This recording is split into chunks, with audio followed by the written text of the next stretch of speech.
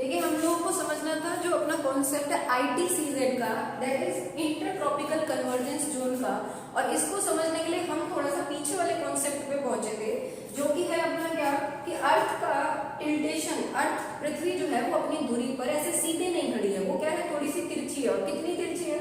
लगभग 23.5 डिग्री पर अर्थ जो है वो टिल्टेड है अपनी एक्सिस पर, राइट। और इसी टिल्टेशन की वजह से अर्थ में जो सनलाइट है, जो सन रेज है, वो हर एक जगह पर, इसके हर कॉर्नर पर बराबर तो नहीं पहुंचेगी, क्योंकि कोई चीज अगर तिरछी रखी है, अगर हम टॉर्च जलाकर भी बॉल को उसके सामने थोड़ा तिरछा कर देंगे, तो आप ये ऑब्जर्व करेंगे कि उसके हर एक रीजन पर जो लाइट है वो बराबर नहीं पहुंच रही। इन द सेम सिचुएशन अर्थ भी ना, इसके नॉर्थ पोल और साउथ पोल पर तो बहुत ही कम रोशनी पहुंच पाती है, हीट और लाइट बहुत कम है, इसीलिए नॉर्थ और जो साउथ जोन है ना, इसको हम लोग फ्रीज्ड जोन भी बोलते हैं। कि क्या बोलते हैं इसको? फ्रीज्ड जोन, क्योंकि यहाँ पर जो लाइट है कम पहुंचती है, इसी वजह से हीट की इंटेंसिटी भी कम पहुंचेगी, और ये ठंडे रीजन है, हमेशा बर्फ जमी रहती है, हम सबको मालूम है, ठीक है।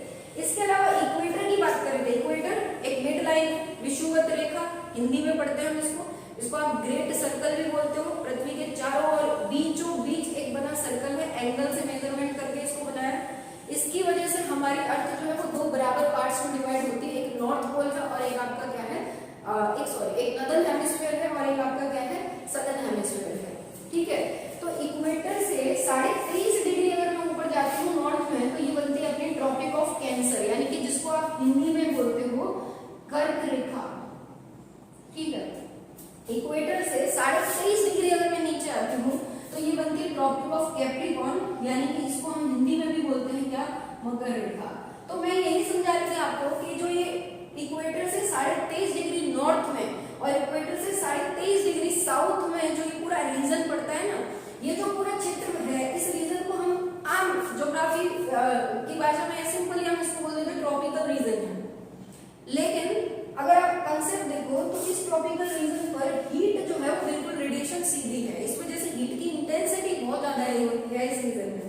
इसी वजह से आप इसको टॉरिड, टॉरिड का मतलब होता है बहुत ही ज्यादा हीटेड या फिर हॉट, ठीक है। टॉरिड जोन या हॉट जोन भी हम इसको बोलते हैं, ठीक है। अपने टोटल अर्थ पर भी 3 जोन होते हैं हीट के, due to tiltation of the earth, ठीक है। तो फ्रीज्ड जोन बीच में पड़ता है कौन सा, टॉरिड जोन, और इसके बीच में जहां बहुत ज्यादा ना सर्दी है ना गर्मी है, वो है टेम्परेट, मतलब बराबर से। अब बात आती है कि ITCZ का फॉर्मेशन कैसे होता है। आप देखिए, क्योंकि यहाँ पर हीट जोन अलग अलग है, इसी वजह से अर्थ पर जहां जहां पर टेम्परेचर जो है, अर्थ पर जहां जहां टेम्परेचर बहुत ज्यादा होगा, वहां पर एयर प्रेशर जो है वो कम हो जाएगा। जैसे टॉरिड जोन में हवा, मैंने बोला कि हल्की होकर के ऊपर उठ जाती है, हीट जैसे इस पर रेडिएशन पड़ती है, हीट बहुत ज्यादा इंटेंस है, लगातार इस पे हीट रेडिएशन एक बिल्कुल स्ट्रेट फॉरवर्ड पड़ती है, जिसकी वजह से ये एरिया है गर्म होने की वजह से ये हवा यहाँ पर लगातार जिसका टेम्परेचर बढ़ता है, हल्की होती है हवा। Air is a mixture of gas, सबको पता है, और गैसेस की मैक्सिमम इंटेंसिटी होती है कि वो जैसे ही हम टेम्परेचर देते हैं तो उसकी वॉल्यूम बढ़ती है, जिसकी वजह से वो दाब, प्रेशर क्या है, फोर्स पर यूनिट एरिया, तो पर यूनिट पर जो फोर्स है जो लगा रही हूँ, जिसको हम दाब या प्रेशर बोलते हैं, वो बहुत ही ज्यादा मिनिमम हो जाता है। तो टेम्परेचर जैसे ही बढ़ेगा तो प्रेशर हो जाएगा क्या, कम, और यहाँ पर प्रेशर कम होने की वजह से पूरी अर्थ पर हम ये ऑब्जर्व करेंगे कि अर्थ का कहीं पर टेम्परेचर कम होने की वजह से, जैसे नॉर्थ में टेम्परेचर कम है तो प्रेशर ज्यादा है, यहाँ पर टेम्परेचर ज्यादा है तो प्रेशर यहाँ पर क्या है, कम। अपोजिट सिचुएशन ही होगी यहाँ पर। तो पूरी अर्थ में बहुत सारी जगह बनती हैं जिसको हम प्रेशर बेल्ट के नाम से जानते हैं। तो कहीं पर टेम्परेचर ज्यादा, प्रेशर कम, कहीं पर टेम्परेचर कम तो प्रेशर ज्यादा, ऐसी सिचुएशन बनती है। यानी कि अगर हीट सब जगह बराबर नहीं है तो प्रेशर भी बराबर नहीं है, और जिसकी वजह से एस्टेब्लिश होता है यहाँ पर क्या, प्रेशर ग्रेडियंट। और प्रेशर ग्रेडियंट क्या होता है कि जो एयर है वो हमेशा हाई प्रेशर एरिया से मूव करेगी कहां पर, लो प्रेशर एरिया। ये प्रेशर ग्रेडियंट है जो बताता है हमें हाई प्रेशर रीजन से एयर का मूवमेंट रहेगा कहां पर, लो प्रेशर एरिया से। बात समझ में आई बात।